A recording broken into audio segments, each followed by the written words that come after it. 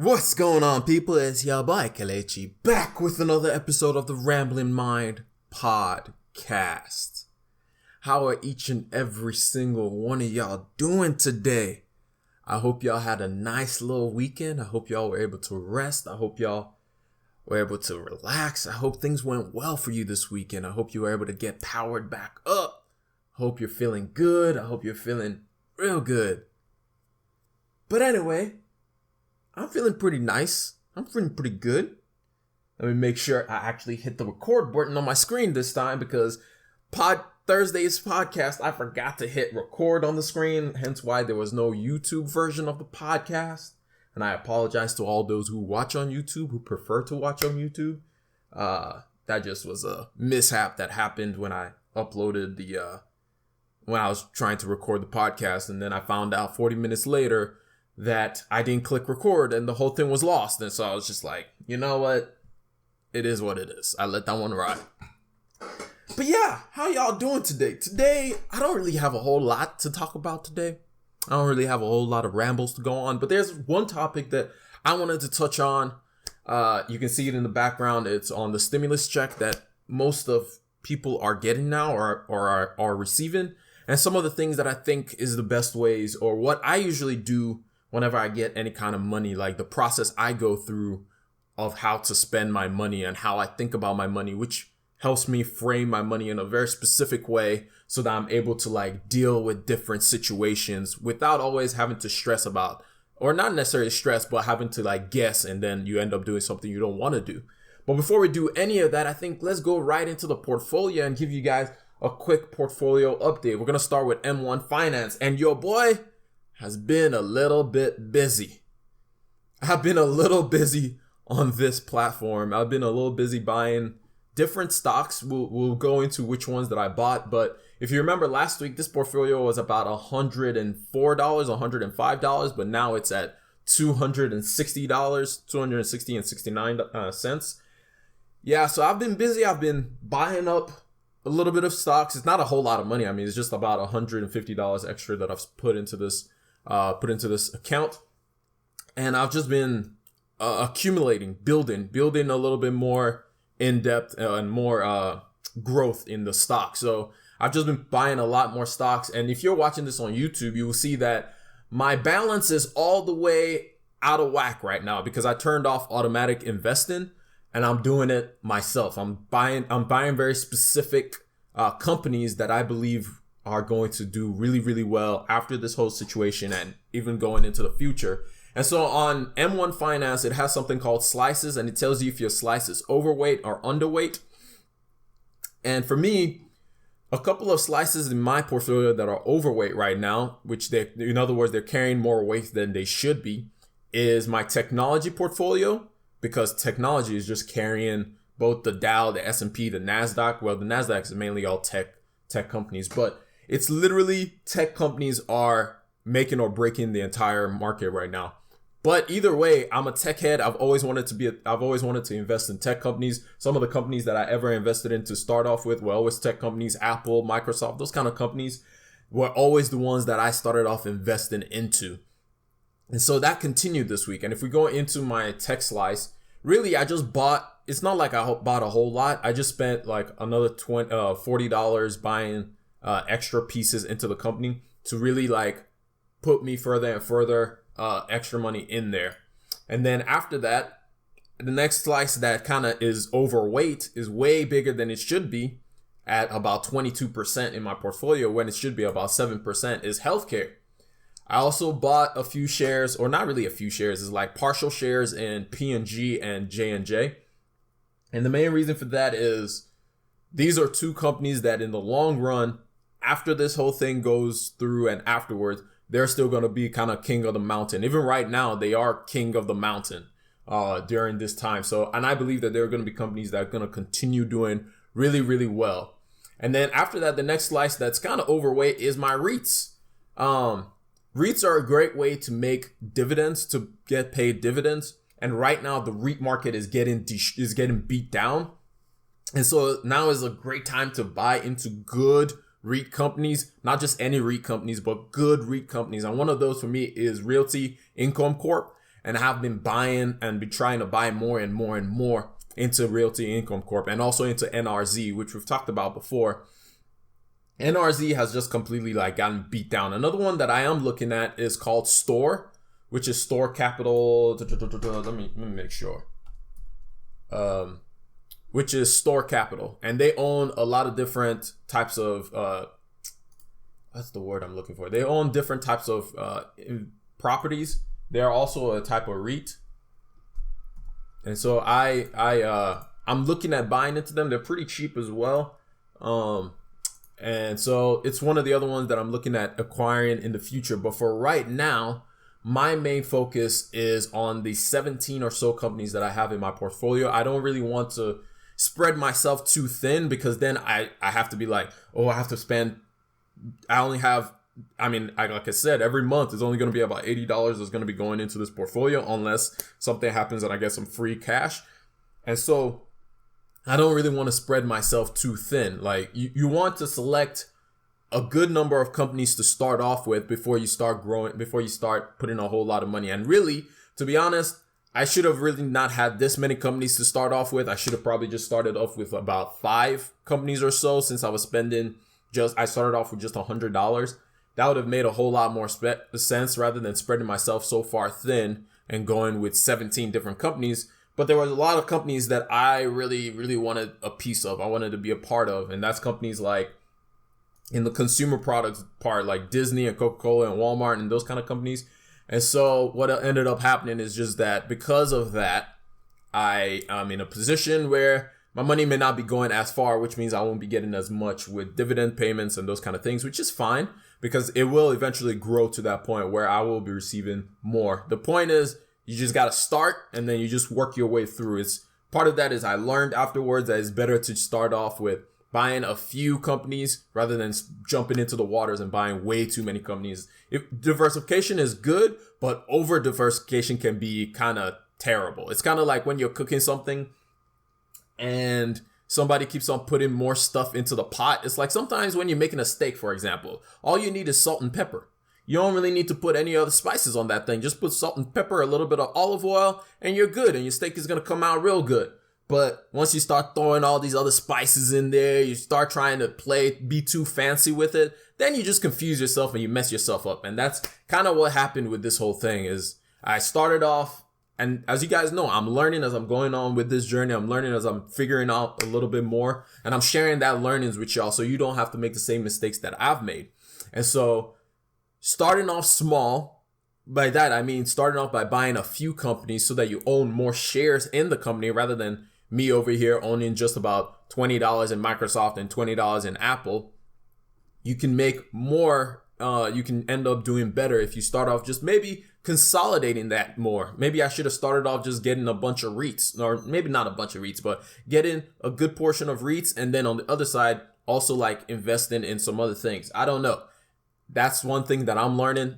I'll probably do better with this. This portfolio will be balanced out in the future, but right now it's going to look wacky and wonky for the time being just because I'm going to be doing a lot of, instead of doing the auto investing feature where it balances itself out, I'm going to be actively trying to buy a lot of different companies that I believe are undervalued right now and will be better in the future. But anyway, that's the M1 Finance portfolio. The other one is my Robinhood portfolio, which I have also been a little bit busy on. Let's go right into the portfolio. Let's go to account. Come on, Robinhood. Let's do this. Account and history. And when we go into history, we can look at, let's go to orders. We can look at orders, and you can see I've been a little bit busy buying up a few shares in different things. The first thing that I wanted to do in this Robinhood portfolio was diversify myself into owning ETFs. So over the last week, I bought same ETF, but I bought 3 shares of Schwab US Dividend Equity ETF, which is SCHD. I bought that ETF. It basically follows the Dow Jones index. And I've been enjoying it. It's giving me pretty good returns. And also, I also bought another share of Ally because I'm really heavy on Ally right now, to be honest with y'all. I'm really, really heavy on Ally. So my portfolio looks something like this. If you're watching on YouTube, It is worth, right now it's worth $641. Really $636 of stocks, and then $4 extra that is just sitting and waiting, which I'll eventually invest that when I get some more money into the portfolio. But for right now, my focus when it comes to my Robinhood portfolio is continue to divest myself into ETFs and possibly looking to save up enough to keep buying more, either Ally or Comcast. But eventually I will look to buy more Microsoft in my Robinhood portfolio. My Robinhood portfolio has, how many companies does it have? 1, 2, 3, 4, 5, 6, 7, 8, 9 companies, which is good. It's a good balance in my Robinhood. This is a good balance, and it's better than what I did with my M1 Finance. The reason I jumped so far into M1 Finance is it has partial investments where you can get partial shares and you can buy partial shares.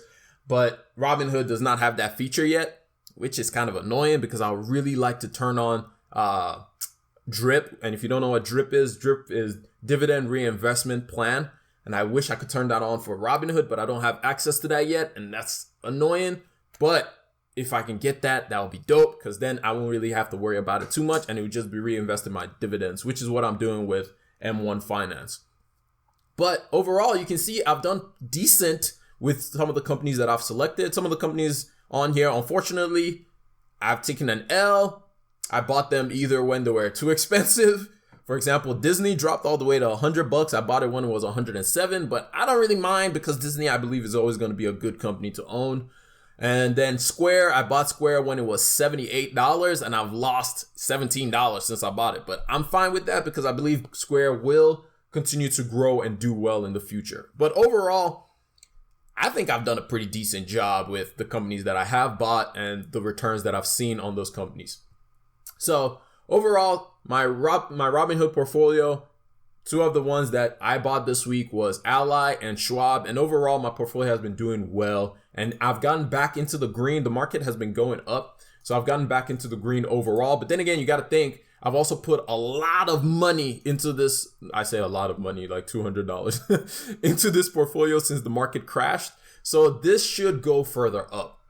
When this whole thing started, I started off with about $100 or so in the portfolio, or $200 or so in the portfolio. And since then, I've kind of put in a few extra dollars to kind of see where I can get this thing out. Also, remember, the goal of these two portfolios is to try and get this to a point where I can get some kind of passive income from this. So I can make some kind of passive income. The goal is to be making $1,000 a month. And I started doing a dividend tracking to see how much I'm making right now. It's nothing. Like, let's be honest. It's like $2 is what I made last year in total. I made $2 last year total from my portfolio. But it's better than $0. It's showing progress. I am getting better and better about this. I believe I'll probably make about $10 this year. So that's not bad. That's not bad. So we'll keep on growing. We'll keep on doing this. I'll keep on updating you about some of the moves that I'm making and some of the things that I'm doing with the portfolio, and we'll go from there. Okay, enough about the portfolio. Let's talk about the topic that we have for today. Today we're going to be focused on the stimulus check and some of the things that we can all do with our money. Not just the stimulus check, but basically things we can do with our money to kind of have a mindset of how to spend your money, how to manage your money. Some of the things that I think about whenever I want to manage my money, or whenever I get money of any kinds, it usually falls into a few categories, and I immediately, I don't really divert from using this system. And I think it's a really good system that can help a lot of people to kind of get into the mindset of thinking about, oh, how am I going to use this money, or how am I going to spend this money, or what am I going to do with my money, rather than getting free money and then spending it any which way. You plan for it. You can automatically plan for it. Even if it's money you didn't expect to get, but you can always plan for it and put it into categories rather than just kind of spending money willy-nilly when you don't want to spend money. And so that's why I'm putting this together. It's ways that you can spend your stimulus check, because apparently a lot of us have gotten the stimulus check, and some people are still waiting to get their stimulus check. But the first thing is, this discussion is based off of people who might have extra money. So in other words, we start off with the idea of your four walls. Again, as you guys know, I'm a Dave Ramsey fan. I use a lot of his theories on a lot of stuff, and it's helped me get out of debt, and it helped me start thinking about how to put money into categories and how to make my money work for me rather than me working for my money. And so there are 4 things that he says, he calls it the 4 walls of budgeting. In other words, the 4 walls you start off with to help yourself and to inundate yourself. And these are the things that are core to allow you to be able to do anything else. And so if you don't have these things, this is basically where you end with this whole podcast. If you have these 4 things, then we'll progress and you go to the next level. But the 4 things are food, utility, shelter, and transportations. In other words, these 4 things you have to take care of first before you can do anything else. So when we're talking about food, you need food to survive. That's necessary. Utilities, you need power, you need water in your house. Maybe not internet being a key one, maybe, but it might be as well. But not really internet, but power, water, the key utilities that you need in your house, gas, those kind of things, these are the things that you have to do first. And then after that, your house, rent, house, whatever it is that you pay in order to have some kind of space to live in, you pay that next. And then 4, transportation, because in order to make money, you have to be able to get to where you need to get to make that money. So whether that be you own a car, whether that be you take public transportation or your bicycle or your skateboard or your power board or your electric board, whatever it is that you use on a daily basis to get to work to make money, make sure that you have that situated first. So once you have the 4 walls situated and you're still looking in your pocket, like I have this, like for some of us who may still be able to work and for some of us who are able to still work, you got that stimulus check. It's like, yo, I have this money burning a hole in my pocket. What can I do with this thing? What can I do with this thing? I've gotten a couple of questions like that too. By the way, follow me on Instagram, follow me on Twitter, hit me up with questions that you may have or anything like that. One of the things that I think that I'm going to be doing in the future is I'm probably going to be doing some live sessions. Let me know if you guys are interested in this. Where I'm going to be doing some live sessions with people and just talking through whether it be budgeting, whether it be fine. Again, I'm not a financial advisor. Let me start off with that. I'm not an investing pro. Let's start off with that. But there are some things that people just need one-on-one advice on that I think I can help a little bit. Now, it's going to be a very basic bit, but I can help a little bit to kind of help people out to kind of think about how you think about money and some of the things that we give ourselves cop out on that somebody else won't give you a cop out on. So let me know if you guys are interested in that. We'll probably do it on like Instagram or something like that. Do Instagram live and just talk through, have people rolling in and out and just talking to different things. One thing I do want to do with this podcast is I want to have other people on here.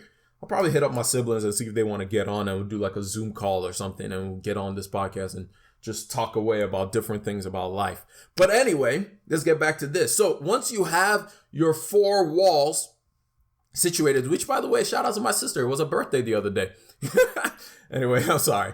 Once you have your 4 walls situated, then you can start thinking, oh, I have some extra money. What do I need to do with that? What can I do with this extra $1,000? It's just sitting burning a hole in my pocket. What am I about to do with this money? So the first thing, and you guys have heard me talk about this a million times and you probably don't even want me to say it, is you got to have that emergency fund, man.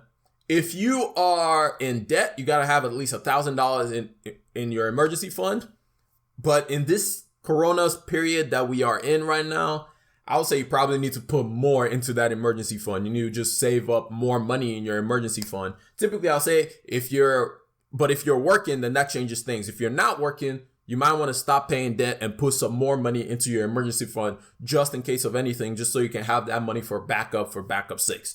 So that's what I'll say with that. But if you are working and you're not in debt and we're not in this whole coronavirus situation, because one of the things is I want it to be also after we come out of this situation, and you have a job and all that good stuff, $1,000 if you're in debt. If you're not in debt, you need at least 3 to 6 months of your expenses saved up somewhere as an emergency fund, because sometimes even if you don't lose your job, even if nothing goes wrong, but one day you wake up and you're like, you know what? I don't like what I'm doing right now. This 3 to 6 months of expenses gives you the flexibility to kind of be like, you know what? I'm going to look for something else that I'm passionate about, that I enjoy to do, that I want to do, that I want to wake up in the morning and go do. That's what this does. It gives you that leverage to not necessarily always have to, sometimes we're at work and we're just like, I really don't want to be doing this thing. for some people who don't enjoy what they do. I enjoy what I do, so I don't care. But this gives you leverage to not have to be so dependent on the day-to-day pay of your boss and all that stuff, or trying to please someone at work or any of that stuff. This gives you leverage in your mind. And even if you love what you do, the other thing that this does for you is you're able to just be more balanced at work. At least for me, it's done that. It's just made me freer to be able to express opinions, to be able to just do better at work, if that makes any sense, and just kind of think outside the box. It's a lot more freeing rather than always trying to finesse my way through stuff. But 3 to 6 months of expenses of emergency fund, put that aside. That's the first thing. I talk about it a lot. A lot of people don't like listening to me on that. It sounds good until you have to put the money away and you want to buy something else that you don't want to buy. And then after that, again, remember, I said this at the beginning of this podcast, this is focused on people who just have extra money burning a hole in their pockets. This is not necessarily for people who don't have the extra cash just laying around. It's for everyone who has all the money is just sitting there and they're like, what do I need to do with this extra money that I have? Next thing is pay off debt. Pay off debt, especially credit card debt. You know what the problem with credit card debt is? Credit card debt is one of those debts that has usually double digits interest rates. And servicing that debt costs more than the actual debt itself. So think about this. The same thing that helps you when you're investing and saving money, the compounding interest, is the same thing that counts against you with debt. So think about this. A credit card can have like a 10% interest rate, right? Think about 10% on an investment account. That's literally the goal. The goal for investing is for you to have like at least 10% return every single year. That's the goal. And so for credit cards, when you have that double digit interest rate on that thing, bruh, that thing is like a weight on your back that never lets you progress. That's why every time you make a payment, you just feel like, yo, I made this payment, but it ain't going down. What's going on with this thing? Like I keep making these payments, but it doesn't seem like my credit card is reducing or whatever. And so just make sure you pay off the debt, because the debt itself, in and of itself, will just hold you back. It will hold you back and not let you move forward. I was talking to my sisters the other day, and I was just saying, I feel like a middleman. It feels like I get paid so that I can pay other corporations, is what it feels like. It feels like I get my money, and then all these people say, hey, man, you got that change for me? And then all these corporations just come and collect their money. It feels like we are the middlemen in this whole thing where we get paid and we have to pay other people. But anyway, yeah, just get out of debt. The freedom that you can just make more progress in money and all these things when you are not situated and inundated with debt. And then the next thing is, as you guys already know, invest. Because you know me, I'm a fan of investing.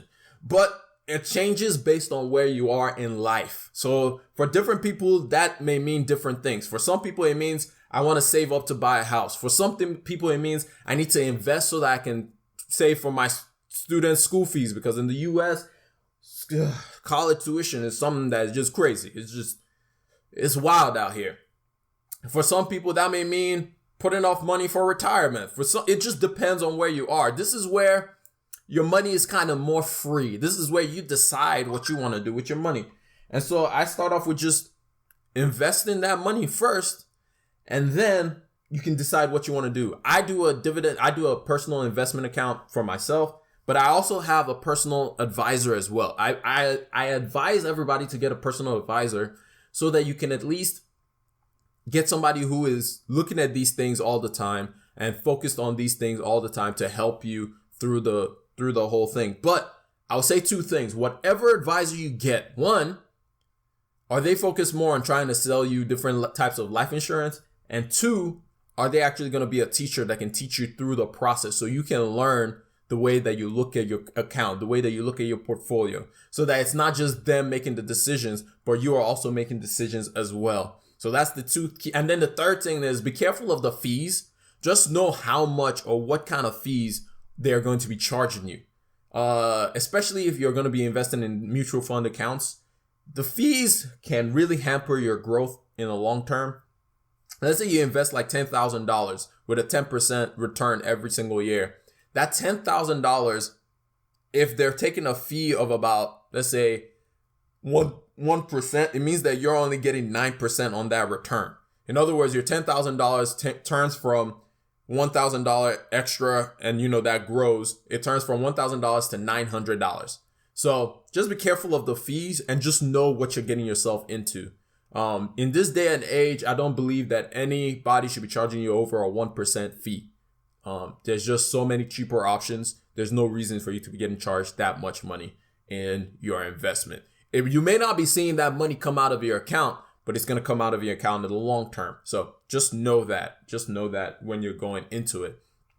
And overall, there are about 5 things, and this was number 3. Number 4, give.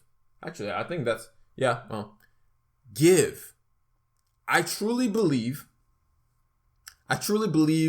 that giving is like the ultimate thing that we can do with our money.